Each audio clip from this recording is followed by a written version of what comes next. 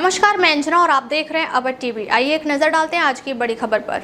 अरुणाचल में एलपीजी की कोई कमी नहीं। राज्य सरकार ने शुक्रवार को कहा कि फिलहाल राज्य में पेट्रोलियम तेल और लुब्रिकेंट्स यानी पीओएल उत्पादों और लिक्विफाइड पेट्रोलियम गैस की कोई कमी नहीं है। सरकार ने यह भी बताया कि तेल मार्केटिंग कंपनियां जनता की मांग को पूरा करने के लिए एलपीजी और अन्य पीओएल उत्पादों का पर्याप्त स्टॉक बनाए हुए हैं। शुक्रवार को खाद्य और नागरिक आपूर्ति मंत्री गैब्रियल डी वांगसू की अध्यक्षता में एक बैठक हुई। इस बैठक का उद्देश्य बदलते अंतर्राष्ट्रीय ऊर्जा आपूर्ति श्रृंखला की स्थिति को देखते हुए पीओएल उत्पादों और एलपीजी की आपूर्ति और उपलब्धता की समीक्षा करना था।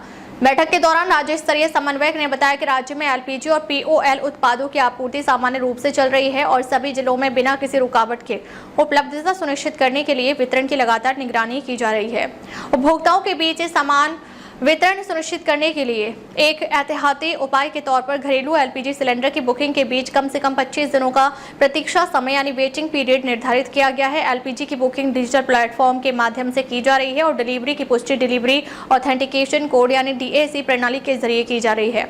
फिलहाल व्यावसायिक प्रतिष्ठानों को एलपीजी की आपूर्ति को विनियमित किया जा रहा है, जिसमें घरों और शिक्षा व स्वास्थ्य सेवा जैसे जरूरी क्षेत्रों को प्राथमिकता दी जा रही है।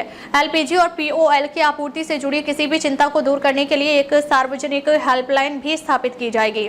इसके अलावा शिक्षा और स्वास्थ्य सेवा क्षेत्रों के अलावा अन्य गैर घरेलू प्रतिष्ठानों को एलपीजी की आपूर्ति के लिए पेट्रोलियम और नवीकरणीय ऊर्जा मंत्रालय द्वारा गठित 3 सदस्यीय समिति अन्य क्षेत्रों से प्राप्त आवेदनों की समीक्षा करेगी। खाद्य और नागरिक आपूर्ति विभाग जिला प्रशासन के साथ मिलकर एलपीजी और पीओएल उत्पादों की आपूर्ति और उपलब्धता की कड़ी निगरानी जारी रखेगा ताकि यह सुनिश्चित किया जा सके कि कोई कृत्रिम कमी पैदा न हो। सरकार ने एलपीजी और पीओएल उत्पादों की जमाखोरी के खिलाफ चेतावनी देते हुए कहा कि सरकार जमाखोरी या कालाबाजारी में लिप्त पाए जाने वाले किसी भी व्यक्ति या व्यावसायिक संस्था के खिलाफ आवश्यक वस्तु अधिनियम 1955 और अन्य लागू नियमों के तहत कड़ी कार्रवाई करेगी। वांगसू ने सभी हितधारकों से अनावश्यक सार्वजनिक चिंता पैदा करने से बचने के लिए जिम्मेदारी से काम करने का आग्रह किया। उन्होंने जनता को गलत सूचना से बचाने का महत्व पर जोर दिया और नागरिकों से अप्रमाणित खबरों को फैलाने या उन पर विश्वास करके कोई कदम उठाने से परहेज करने का अनुरोध किया।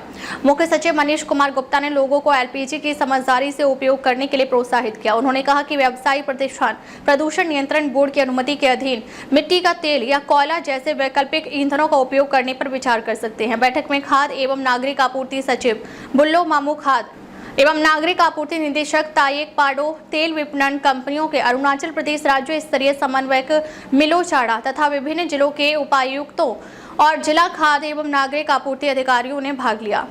अब तक के लिए बस इतना ही। फिर मिलते हैं एक ऐसी ही बड़ी खबर के साथ। अब तक के लिए नमस्कार और देखते रहिए अवध टीवी।